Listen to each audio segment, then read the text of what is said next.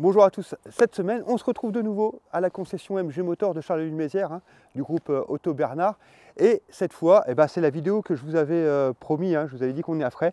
On retourne avec le MG ZS, cette petite voiture que j'avais beaucoup, grande voiture quand même, que j'avais beaucoup aimé dans les précédentes vidéos. Et cette fois on va faire notre petit trajet comme on avait fait avec la MG3. Donc on va partir de Charleville, on va aller jusqu'à Reims, on va faire le retour et on va regarder un peu ce qu'elle donne. Alors on ne va pas s'attarder sur un calcul très précis de la consommation. Le but, comme sur la vidéo de la MG3, c'est pas ça. Là le but c'est vraiment on va prendre les chiffres de la MG3, on va prendre les chiffres de celle-ci, on va voir si on a une différence puisqu'on fait le même trajet. Alors on n'est pas tout à fait à la même période de l'année. Enfin, on était en septembre pour la précédente, je crois, et puis là, on est en décembre du coup, donc il fait un peu plus froid. Peut-être qu'elle consommera de toute façon un peu plus, mais c'est pas grave, ça de toute façon, c'est toujours pareil. Quand on regarde les consommations des voitures sur des essais comme ça, moi je trouve que c'est toujours un peu compliqué d'avoir une exactitude ou une réalité, parce que ça dépend de tellement de paramètres. Alors ici, ce qu'on va tout simplement faire, c'est partir avec la voiture. On en profitera aussi pour reparler un peu du roulage et de voir un peu l'expérience à ce niveau-là. Et puis on fera une petite conclusion, bien évidemment, en comparant ces chiffres.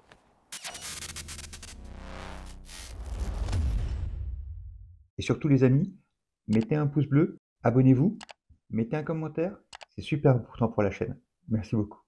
Donc voilà, c'est parti, on va faire ce trajet Charleville-Reims. Donc si on regarde un petit peu le GPS, on voit qu'on en a pour 1h05 avec 102 km. C'est à peu près la même chose qu'on avait comme trajet lors de la précédente expérience qu'on avait fait avec la MG3. Donc on va pouvoir faire une petite comparaison, même si on est encore une fois pas tout à fait à la même période de l'année, mais on va pouvoir, parce qu'il fait un peu plus froid, forcément, on est quand même mi-décembre maintenant. Et donc on va faire ce trajet, on va regarder un peu ce que ça donne et puis en même temps on en profitera pour parler un petit peu de la voiture. Donc je me mets en D et c'est parti, on part avec la voiture. Alors moi je suis toujours super étonné par rapport au silence qu'elle procure, parce qu'on a quand même vraiment dans cette voiture la sensation d'être dans une voiture électrique et c'est pas qu'un peu, puisque finalement on est quand même en partie dans une voiture électrique, puisque toutes les fonctions électriques sont actives jusqu'à un kilométrage qui est quand même assez important, puisque pour atteindre le full thermique, c'est une fois qu'on a dépassé les 120, et encore, comme on l'a déjà vu un peu dans la MG3, des fois on peut être un peu plus ou un peu moins en électrique quand même, même si on a dépassé les 120. Alors, on a le plein d'essence qui n'est pas complètement fait, mais encore une fois, nous, c'est pas ça qu'on va regarder. On va comparer par rapport à l'expérience de la MG3. Donc ce qui nous intéresse ici, c'est de regarder juste un petit peu, faire le comparaison entre les deux voitures. Je sais, ça va dépendre forcément de l'utilisation qu'on en a fait juste avant, et peut-être que les personnes qui l'ont utilisé avant l'ont utilisé d'une autre façon, et que du coup les informations ne seront pas tout à fait les mêmes, mais on va voir ce que ça donne. D'ailleurs, je vais me mettre sur l'écran et on va aller voir pour chercher les trajets. Alors, où sont les informations? Hop. Voilà, depuis le démarrage. Donc ici, on est 1 minute, on a fait pour l'instant 300 mètres. On aura un kilométrage par heure, et puis bien sûr la consommation au litre. Finalement, les informations qu'on retrouvait sur la MG3. Donc ici, on va voir ce que ça donne. Donc je vais rester sur cet écran-là, et puis comme ça nous donnera une indication comme on l'avait fait avec la MG3. J'aime beaucoup cet écran qui donne vraiment pas mal d'informations, et qui est en plus esthétiquement quand même très joli. C'est vrai que on en a déjà parlé dans la vidéo que j'avais fait sur le ZS, quand je l'avais eu, où on a fait le petit tour général. Et franchement, je retrouve là, en démarrant, exactement les mêmes impressions. J'ai eu le HS entre temps, donc vous pouvez aussi revoir ces vidéos, où j'étais quand même moins convaincu. Et c'est vrai que là, je reviens dans ce MG ZS, et franchement, je l'aime beaucoup. J'aime beaucoup parce que on a des grandes baies vitrées. Ça, c'est quand même hyper agréable. On est très bien installé, on a une bonne visibilité sur l'ensemble. Regardez un petit peu par rapport à la route. On a ce grand espace, en plus, qui n'est pas gêné par l'écran, parce que l'écran est un peu en dessous. Donc ce qui fait qu'on a vraiment une impression très grande d'espace, et surtout une très grande visibilité. Et ça, c'est quelque chose que j'apprécie vraiment dans cette voiture.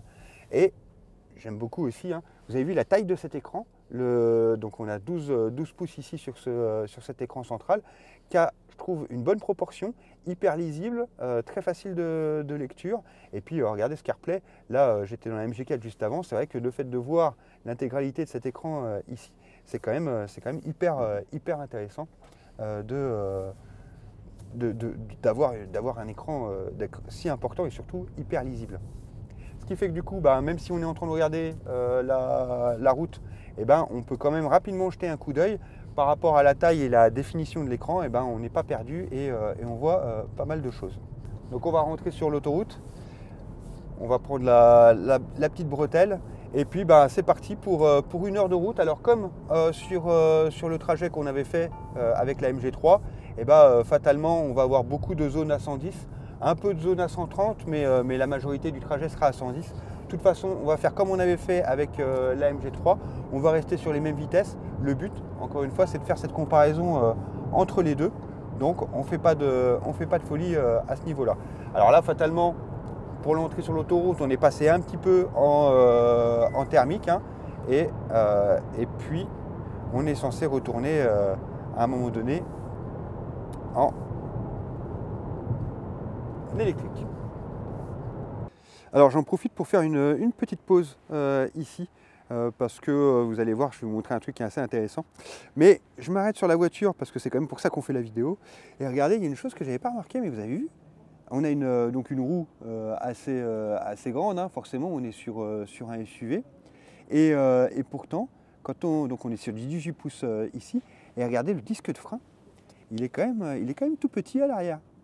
C'est rigolo d'avoir tout cet espace. En général, sur des SUV comme ça, on a tendance à avoir des gros disques. Je trouvais ça assez amusant. Mais ce pourquoi je me suis arrêté ici, c'est pas pour la voiture en fait, hein. C'est pour lui là. C'est pour Voinic. Alors je ne sais pas si vous connaissez, c'est dans le sud des Ardennes.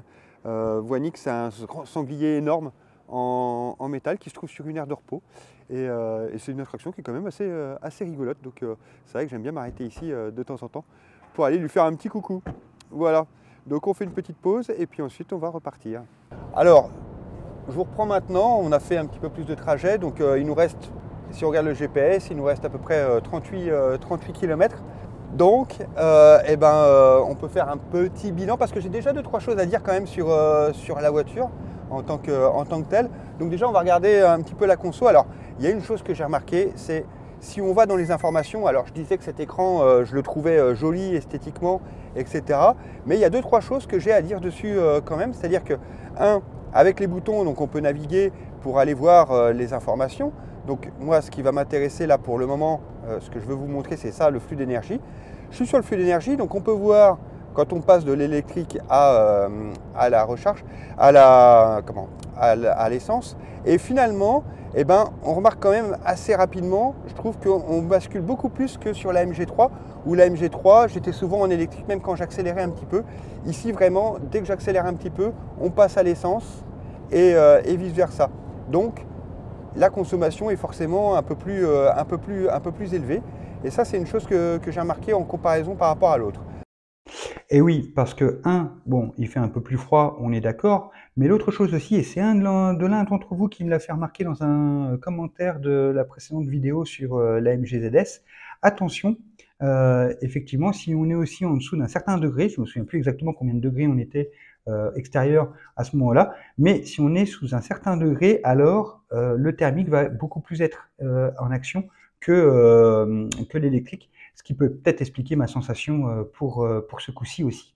Si on fait un petit tour sur le total depuis le démarrage, donc on a fait 62 km à peu près, on a 61 km de moyenne pour une consommation de 6,5 litres. Donc si on prend cette moyenne de 6,5 litres, c'est ce qui est préconisé, hein, puisqu'on est autour de 5 litres, je crois, 5 litres 5, quelque chose comme ça. Donc finalement, sur la MG3, donc finalement là, on est sur quelque chose qui est à peu près correct. À voir ce que ça donne au final, mais c'est pas déconnant. Après, on n'a pas une révolution par rapport à la consommation, mais je trouve que il fallait s'y attendre, elle consomme un peu plus. Alors, la chose que je trouve un peu dommage sur cet écran, c'est là où je voulais en venir aussi, on a un bel écran avec un affichage qui est assez sympa, mais je trouve que par exemple, vous voyez là, j'ai mis les informations donc depuis le démarrage, mais à un moment donné, ça s'enlève et ça revient à l'écran. Et moi, j'aurais bien aimé que ça reste un petit peu sur l'écran. Pareil pour le flux d'énergie, si je sélectionne, hop, je reviens dessus, le flux d'énergie, à un moment, j'aimerais peut-être bien qu'il reste actif. Or, au bout d'un moment, il va s'enlever de lui-même pour revenir à l'écran. Alors, je ne sais pas si c'est une option qu'on peut choisir dans la voiture pour lui dire de maintenir ce qu'on sélectionne. Alors ça, si vous le savez en commentaire, n'hésitez pas à le mettre, parce que personnellement, j'ai pas vu cette possibilité. Et ce qui fait que du coup, eh ben, je trouve ça un peu dommage, parce que moi, j'aurais tendance à vouloir garder peut-être tout le trajet, ce flux d'énergie devant moi ou mes informations de conduite. Et fatalement, là, au bout d'un moment, eh ben, il se remet en configuration neutre. Ça, c'est quelque chose que je trouve un peu dommage.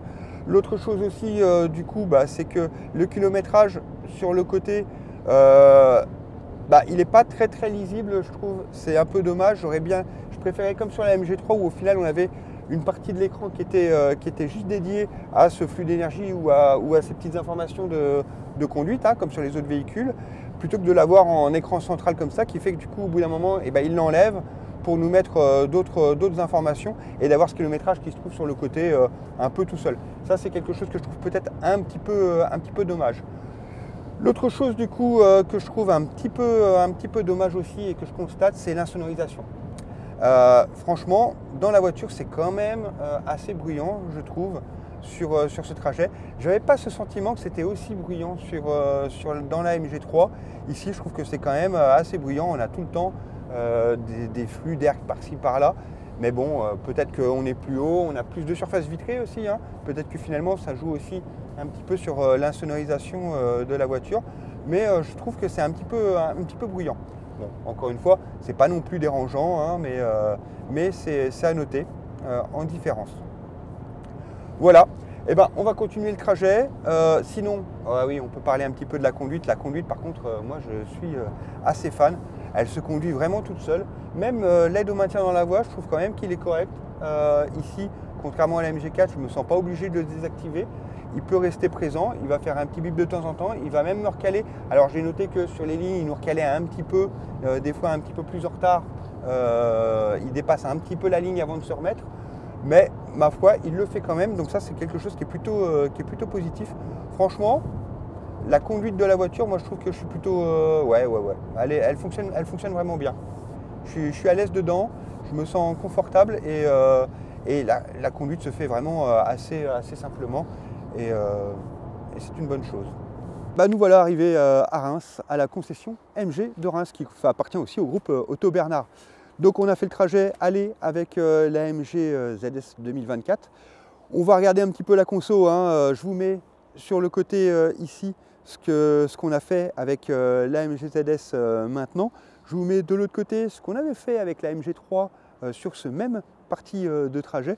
Donc on a mis 1h30, bon ça c'est le détail. On a fait 98,6 km avec une moyenne de 65. Je ne me rappelle plus très bien sur la MG3, je vais remettre sur le côté ce qu'on avait fait. De toute façon, on fera un petit bilan à la fin.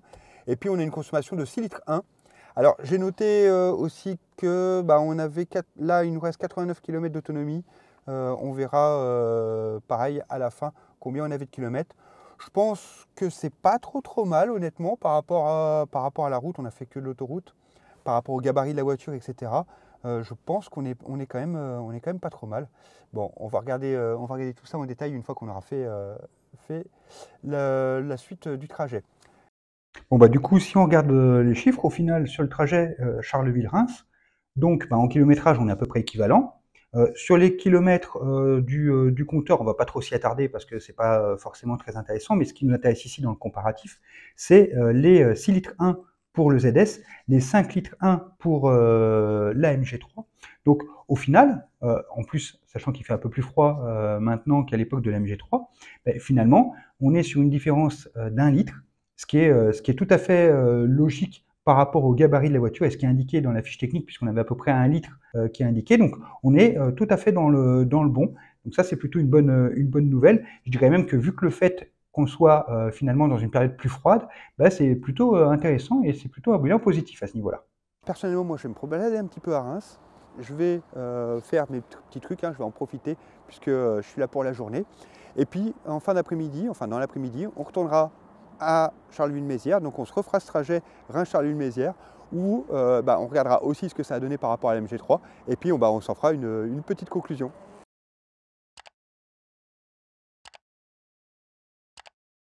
Et voilà, la journée est finie, on va ramener la voiture. Donc si on regarde le GPS, on va arriver à 17h38, ça on s'en fout un petit peu. On a 1 heure et on a donc 85 km. Si on regarde sur l'écran de la voiture, on a 135 km d'autonomie.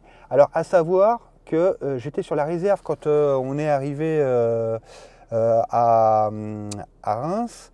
Et donc après avoir roulé un petit peu, on n'avait plus de carburant. Donc j'ai rajouté vite fait un petit peu de carburant dedans pour pouvoir rentrer. Donc on a 135 km d'autonomie, mais on était à 0.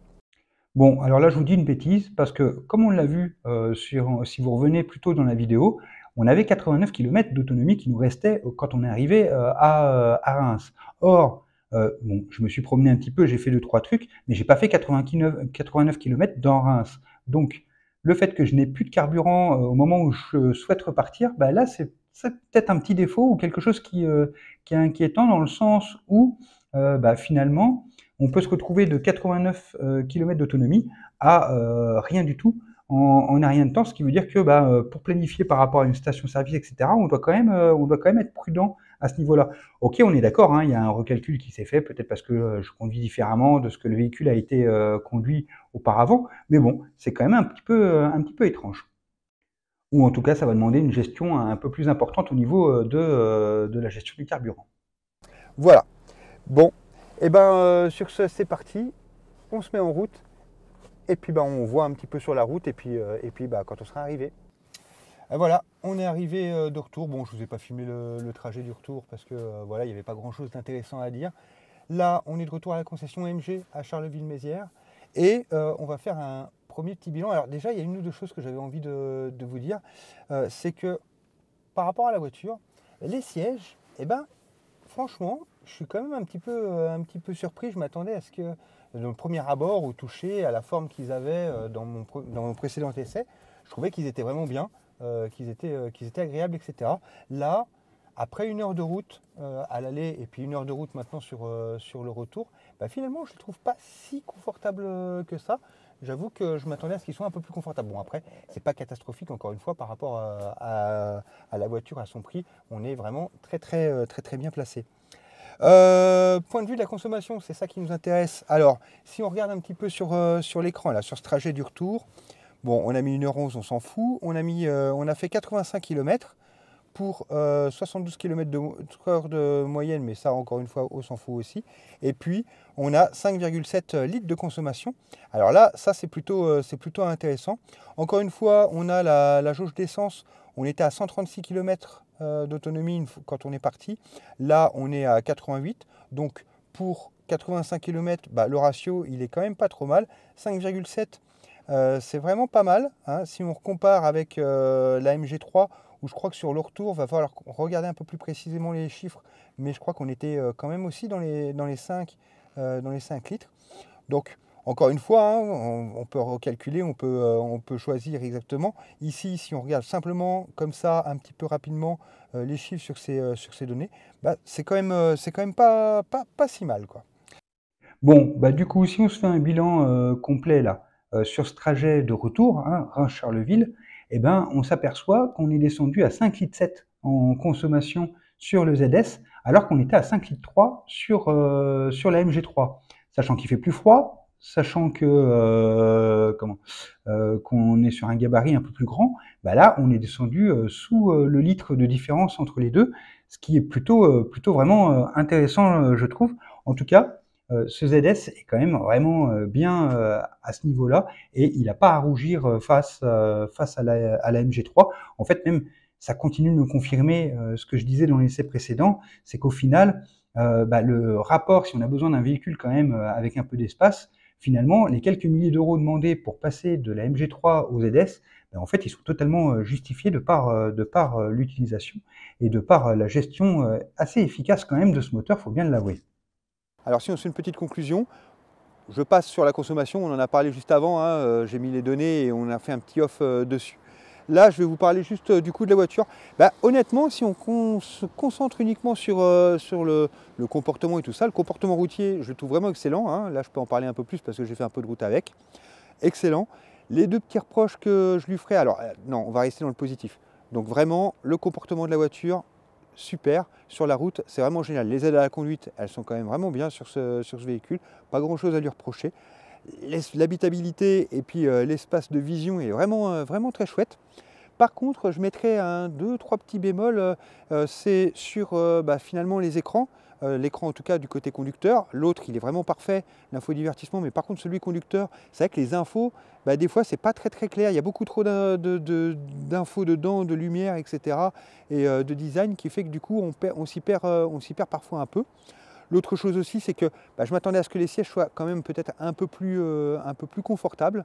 Et puis une donnée qu'on n'en a pas parlé et que j'en ai pas parlé avant dans la vidéo, mais c'est la caméra de recul. Eh ben, elle est bien, il y a une bonne visibilité, mais on est tellement dans des angles assez larges que les perspectives de distance sont parfois un peu faussées et on a l'impression d'être beaucoup plus proche d'un élément qu'on ne l'est réellement. Alors d'un côté c'est positif parce que ça veut dire que on a toujours l'impression qu'on va être trop proche alors qu'au final on est loin, donc finalement ouais, c'est peut-être quelque chose qu'on peut quand même mettre dans le positif. Bref, ah oui, une autre chose, là alors je ne sais pas si vous avez entendu, mais le moteur vient de se mettre en route sûrement pour recharger un peu la batterie. Une donnée là-dessus, alors du coup, puisque c'est intéressant, je trouve que, alors l'insonorisation, oui, c'est vrai que dans mes reproches, il y avait aussi l'insonorisation qui est peut-être un petit peu, je m'attendais à ce que ce soit un peu meilleur.